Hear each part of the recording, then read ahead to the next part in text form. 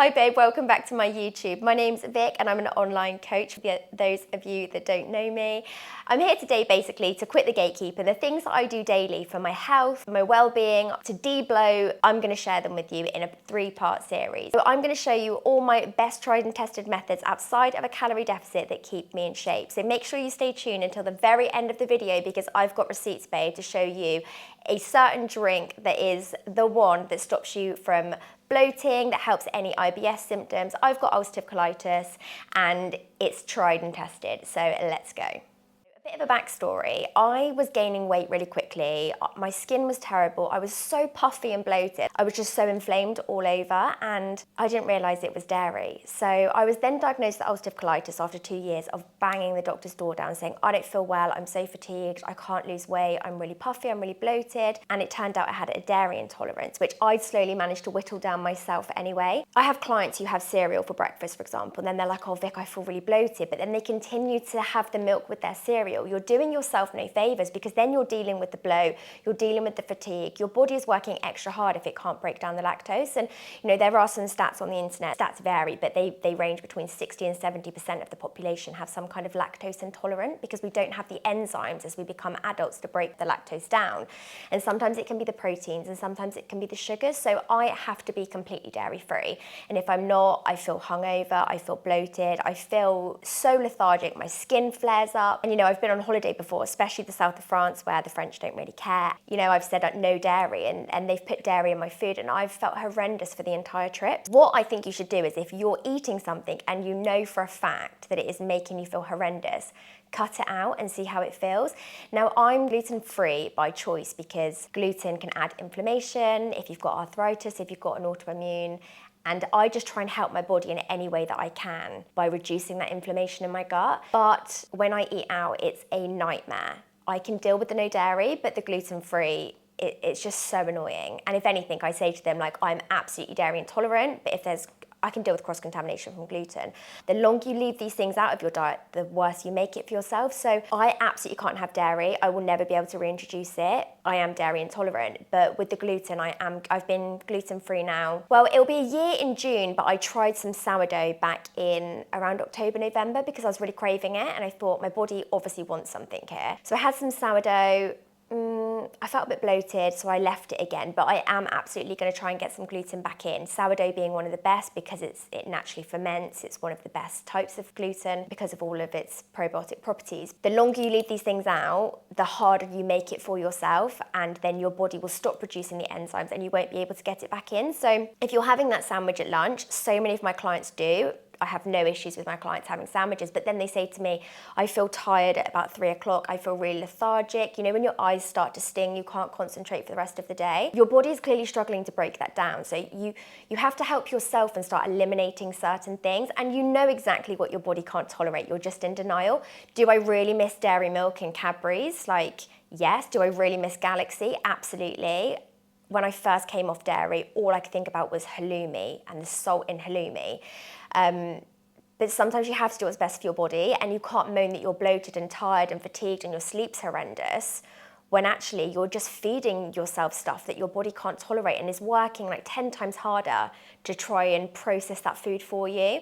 So I would start with elimination. The hair follicle elimination process does absolutely not work. The gluten-free and the dairy-free test, there's no such thing. You have to physically eliminate and slowly reintroduce it back in. So please don't waste your money online with any kind of intolerance tests. They don't work.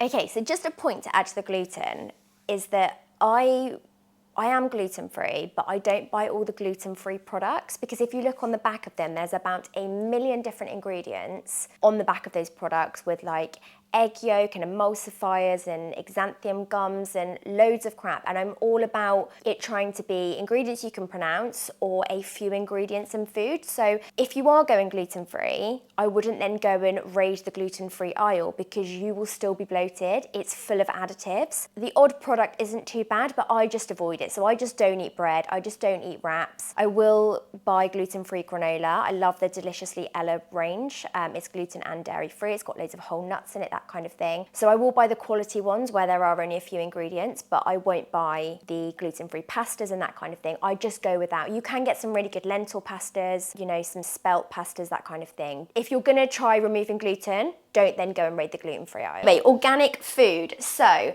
this isn't me being like a Kourtney Kardashian, like everything must be goddamn organic. You're not supposed to eat processed foods in general. For example, have your chef make almond milk fresh once a week, organic almonds and stuff. Sometimes preservatives taste just that much better though. This is me being like, my body really struggles and I will do anything I can to aid how my body works, how my energy is, how my vibe is, and I'm a real sensitive soul in many ways. My body really picks up when I've eaten stuff that it doesn't agree with. So I've moved across to the organic side of things, only on certain things. So not everything has to be organic. There is something called the Dirty Dozen, which is 12 fruit and vegetables that are classed as the worst, covered in pesticides, so like strawberries, apples that are heavily processed by the farmers. So those things have to be really cleaned, and if you can afford to buy organic, then I would really recommend that. And then there's something called the Clean 15. So bananas, for example, I was buying organic bananas at one point and kiwis, but they don't need to be organic because they're protected by the skins, unless you eat the kiwi skin like a weirdo. But something that I do buy that's organic is unwaxed lemons, because I chop up a lemon and pop it in my hot water. And if you just think of all the pesticides that are all over that, I don't want the toxins in my body. And when you buy organic, you have a higher nutritional value, you know, there's less toxins for your body, and I don't need any help with my body being inflamed or having anything extra in it. So I've definitely gone for like quality products. Here's an organic balsamic vinegar. Not everything has to be organic. If you look up the Dirty Dozen and the Clean 15, you will be able to eliminate what you can buy and what doesn't need to be. And it's not necessarily that expensive. There were some apples in Waitrose that were organic and they were on offer. So just because it's organic doesn't mean that it's super pricey.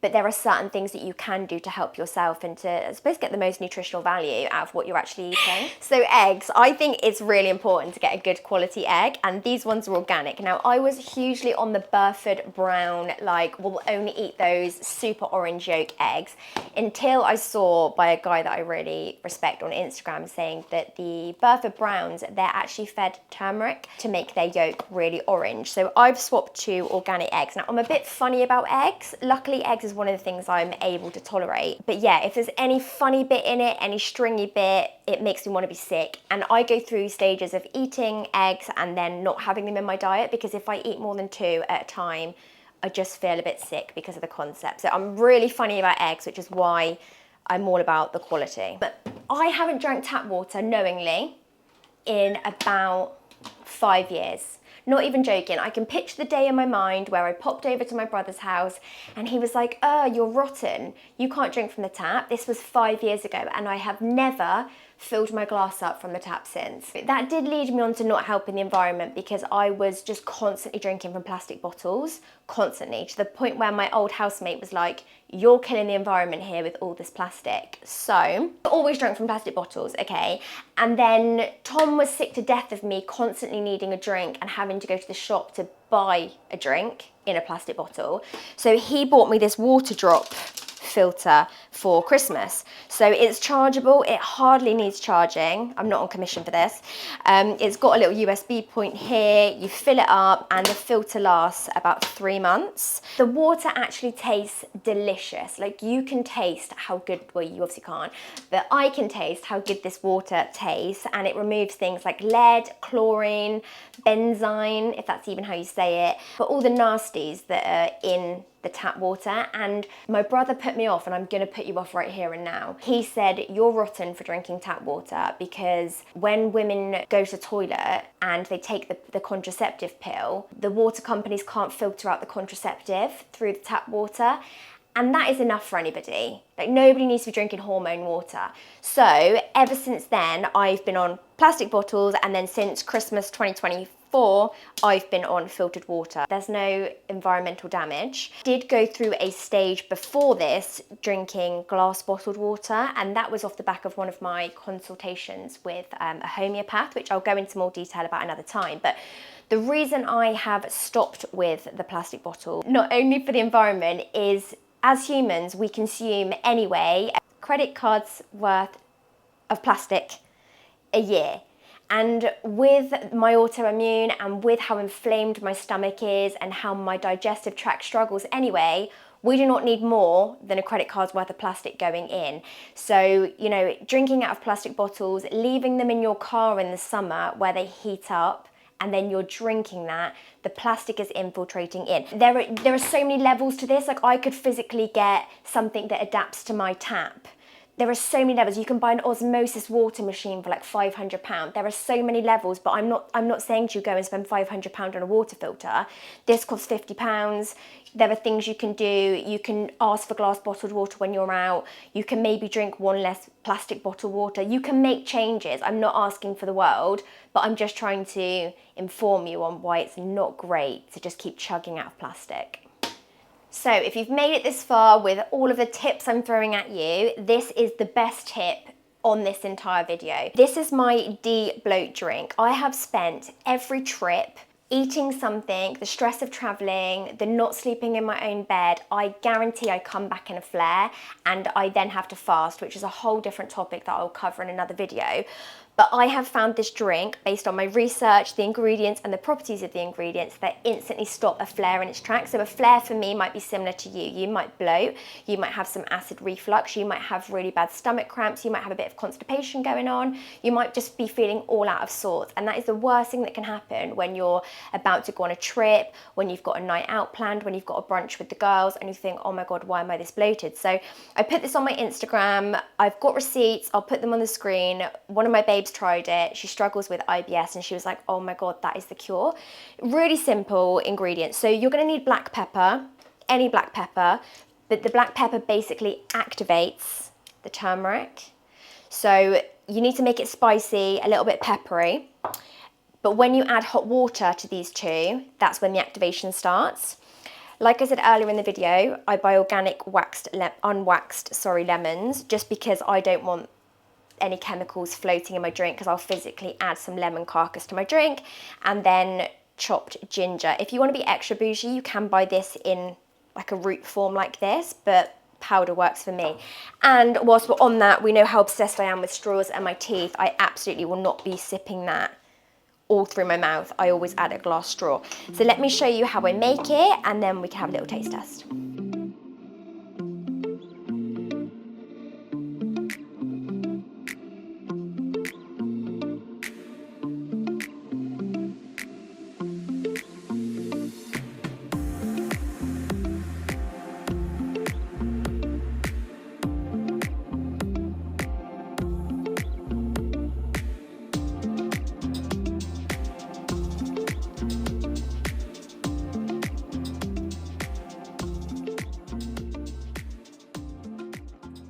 Okay, so I have made the concoction.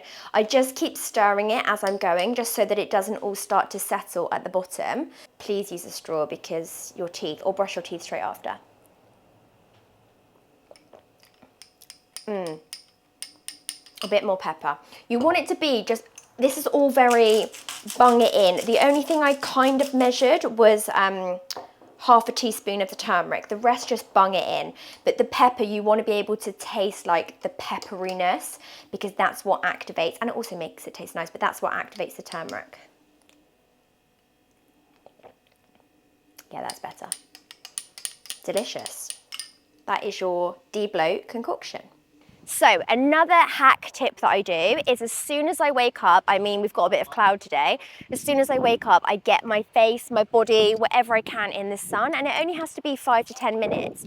But the reason I do that is because it not only helps your hormones, it resets your circadian rhythm, it helps with vitamin D, it boosts your energy, your mood. You literally need to get your face or your body in the sun. And sometimes I literally sit on the sunniest part of my sofa with my ginger and lemon tea, and I literally just bask in it, and I will move around the sofa to get that sun on my skin. But not only does it feel amazing, there are so many benefits. So even if you can go and drink your drink outside, or you can go and hang the washing out in the garden, or you can just stand at the back door and just drink your drink, then it's so easy, but it just has to be 5 minutes. You will really feel the benefits. To summarise all of that knowledge bomb that I've thrown at you in this video, there are levels to this, and this is level 1, okay? These are the easiest actionable steps that you can take. There's no point you doing some of the other stuff I do until we've looked at these things. So let's just recap what you can do. So, first thing, gluten and dairy.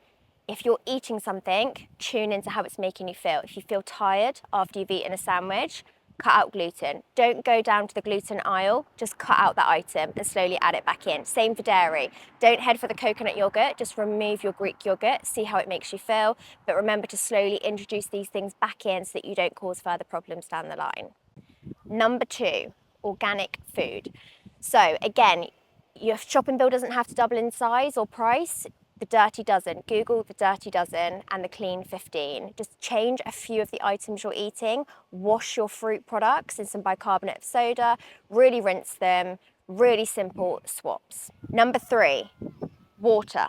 Drink out of one less plastic bottle. Maybe invest in a water machine from Amazon. Like I said, mine was £50, but I use it every day, and I was probably spending £2-3 on water from Waitrose a day. So you'll save money, and the filters last at least 3 months.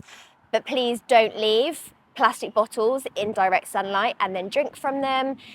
Just try and avoid tap water where you can without buying a £500 filter. And then number 4, my bloat-free drink. The super food power drink to stop you from bloating. So make that concoction whenever you feel like you're bloating, you've got some acid reflux, you've got some cramp. You know, the turmeric will help with the inflammation, as will the ginger. The pepper will activate all the ingredients. The lemon is full of antioxidants and vitamin C. Nice hot drink, mix it all together. Drink it through a straw, please, for your teeth's sake. And yeah, it's tried and tested, it works every single time. And it's taken me years to get to this point. And finally, number 5 is sunlight. Go and hang your washing out, like I said, stand in a window, drink your morning drink, whatever that be, lemon and ginger, green tea, sit in the direct sunlight, stand at your back door, whatever it takes. I just need 5 minutes and you will get so many benefits from that. So my honey, thanks for watching all of my hacks. As I said, this is video 1 of 3, so stay tuned. Please subscribe so you don't miss any of my further updates. I'd love it if you gave me a cheeky like and a comment. But yeah, thanks for tuning in. I really appreciate you.